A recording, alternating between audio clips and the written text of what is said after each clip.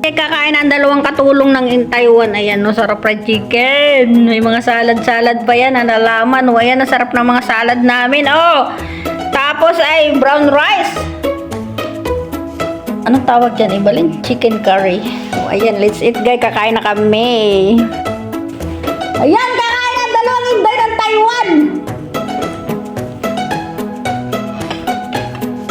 Parang ito lang ang kakainin ko. Hala, may pagkain pa ako na umaga. Hindi ko pa naubos yun. Ayan, guys. Kain tayo, guys. Alam nyo, guys, ang sarap ng salad ko. Ayan, talbos kamuti na salad. Oh. Tapos ito yung sinasabi ko sa inyo, guys, na taco chay na salad. Ayan. Ginawa ko din yan. Taco chay. At tapos, ayan, tingnan nyo naman, oh. Dami-dami na chicken curry. Pero kakain na ako ng isang kutsarang kanin ngayong araw na to. Tama na isang kutsarang kanin dahil puro manok na lang ang kakainin ko muna. Hala, biglang nagdilim ang panahon. Chicken boneless. Ang daming gulay. Talaga si Bakika mo tinira sa akin puro gulay. Kaya ngayon, guys, puro gulay lang kakainin ko. Gulay, as in gulay. Ito yung ano yun? Putsay? Nakain kong putsay? Wala namang kinakain sa iba din ng gulay. Putsay! Ay, sarap.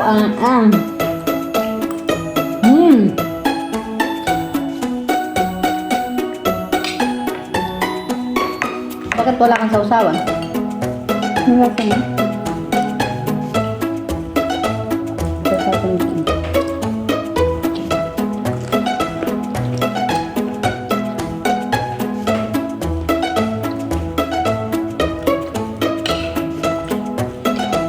For today's video, puro gulay lang ang kainin ko.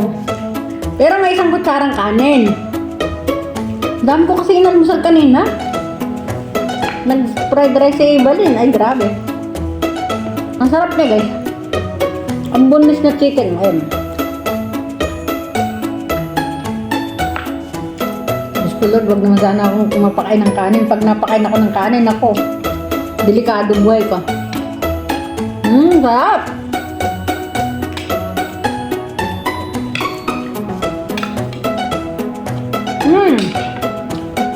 Puro gulay na lang.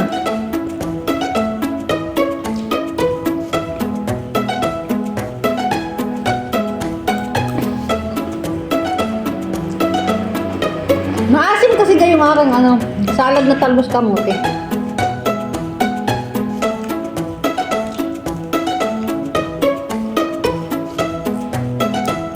Isang linggo nilang pagkain, ha. Ganyan karami. Isang araw na pagkain ang tuloy isang linggo nila. Ang sarap yung putsay, kaya pala paborito ni Xiaohao.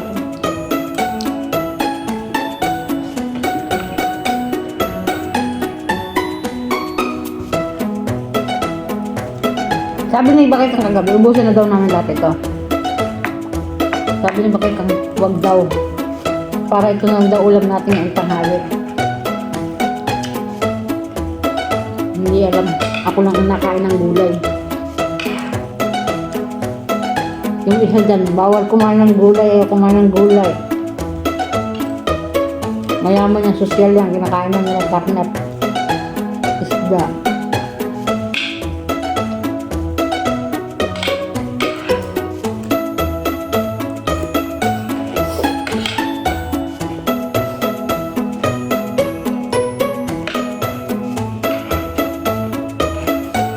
Mukbang ng gulay.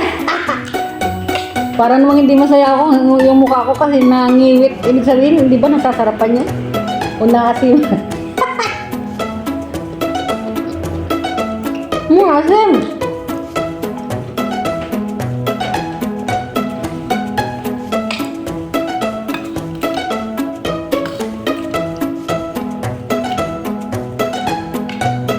Mura lang kasi isang ganito.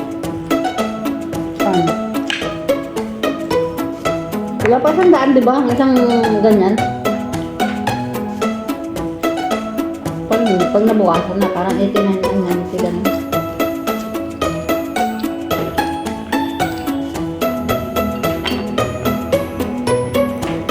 So, mas maganda bumili ng ganito kaysa doon sa chicken na malaki. Bakit? Mas nakakamura ka din. Kaso malata yung may mga buto ng manok. Pero kung gusto ng mura, boneless ang bili mo. Tulsi na kasi ito eh.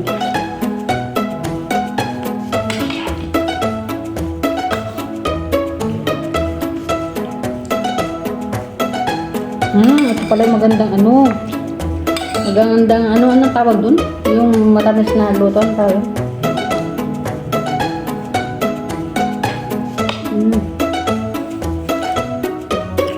Kalimutan ko tayo. Hindi, yung niluluto na ganito na ano.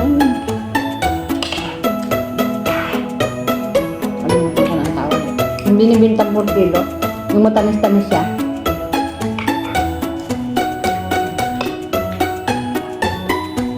Marunong ito. Magaling ako magtimpla nun. Kalimutan ko na ang pangalan. Wala. Nakailang kanin na sa ibalin.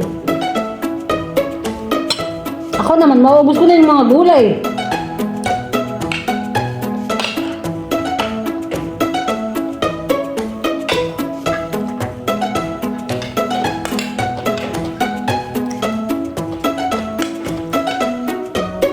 Sarap.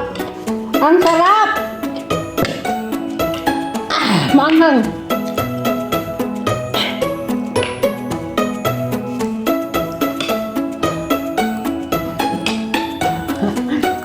Ang goal ko lang naman ay ubusin ko yung gulay kasi tinira nila talaga to ni amo sa akin. Gulay daw, gulay. Kain akong gulay. Hindi ubusin ang gulay. Ayan. Sarap. Puchay. Naubos ko yung puchay.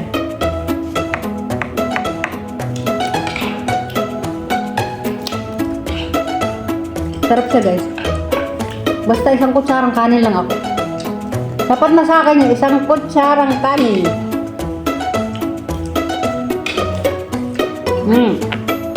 Isang kutsara lang yan, hindi pa naubos ah.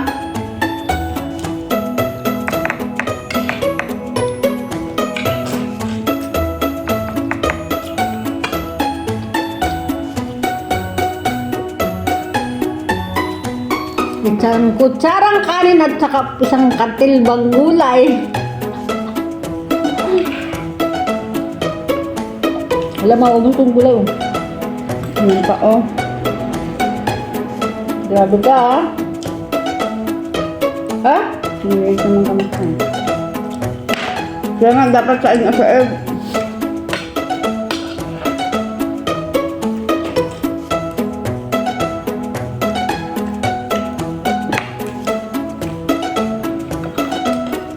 Parang hindi ko maubos yung kanin ko isang kutsara. Puro gulay na lang ang tinira ko ah.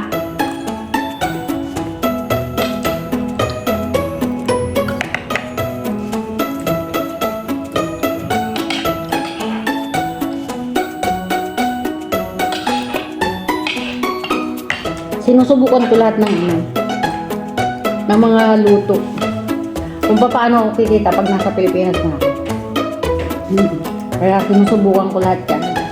Kung paano ko mapapalago yung kapirasong chicken.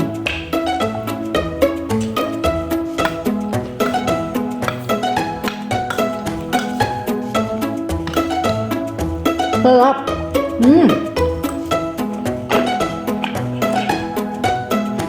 Grabe, nabos ng talbos kamote oh. Namula-mula na naman ako guys. So ayan oh. Alam nyo guys, pag ako nakakakain ng maanghang, gumaganda ako. I-try nyo kumain ng silid. Gaganda talaga kayo. Mag-ruro-chichiks kayo. Gaganda talaga kayo.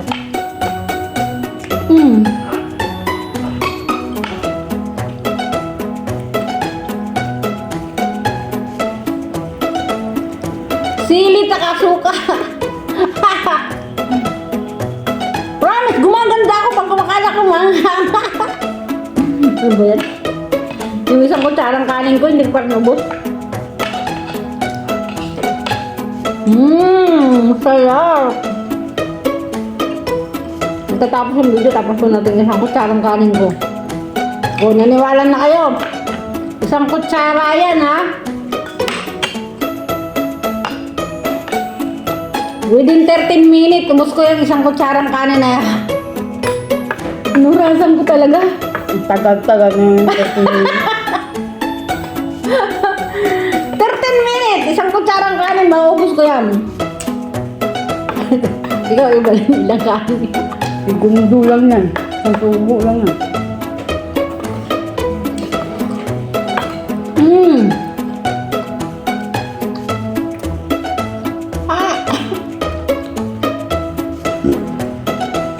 Sana lang. Isang manok pa. Ubus ko na itong kanin na to. Naubos mo yung salad, ah.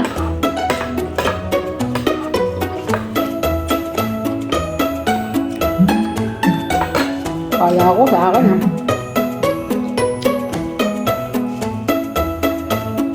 Kain.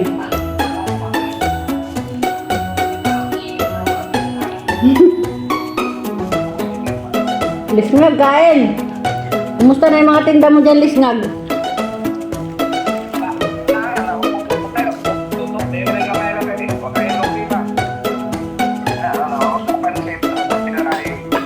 Ano daw? Tapos na lang pancit. Tapos na lang.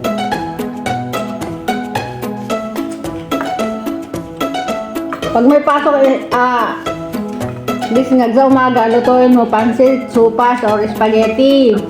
Tapos pag medyo tanghatanghali na, ulam na lang at saka kanin, ganun.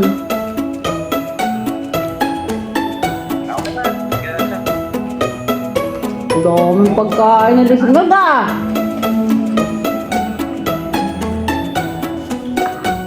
At doon bulag to sa umunit sa bahay doon. Kumalat ang init lang. Sobrang init dyan. Sobrang init dyan sa Quezon, sobrang namang ulan. O ayan guys, malapit na matapos yung aming Sa Manila, pag sa Manila, nag-ulan dito.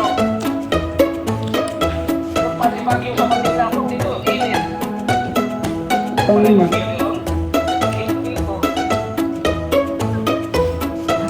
tapos na kaming magmukbang, Lisngag.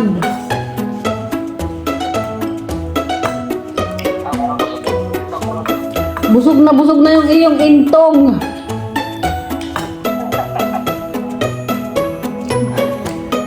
Hoy, masama ang loob niya pag hindi yan nakakakain. Kailangan bubusogin mo palagi yan.